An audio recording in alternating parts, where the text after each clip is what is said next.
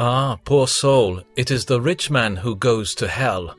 A few sighs from hell, or the groans of the damned soul, by that poor and contemptible servant of Jesus Christ, John Bunyan, 1658. There was a certain rich man who was dressed in purple and fine linen, and lived in luxury every day. At his gate was laid a certain beggar named Lazarus, covered with sores and longing to eat what fell from the rich man's table. Even the dogs came and licked his sores.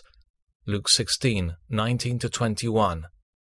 If we would judge men according to outward appearances, we shall oftentimes judge amiss. Here is a rich man who, to outward appearances, appears as the blessed man, better by far than the beggar, inasmuch as he is rich and the beggar poor. He is well clothed, but the beggar is nearly naked. He feasts sumptuously, but the beggar would be glad for dogs' food. Oh, who would not rather be in the rich man's state? A wealthy man, with all sorts of new suits and dainty dishes every day, has enough to make one who minds nothing but his belly, his back, and his lusts to say, "Oh, that I were in that man's condition! Oh, that I had as much as that man has!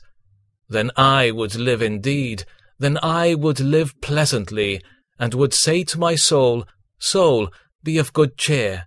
You have plenty of good things laid up for many years. Take life easy, eat, drink, and be merry. You are in a most blessed condition."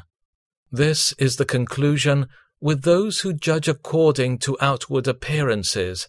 But if the whole parable is well considered, you will see that that which is held in high estimation with men is an abomination in the sight of God.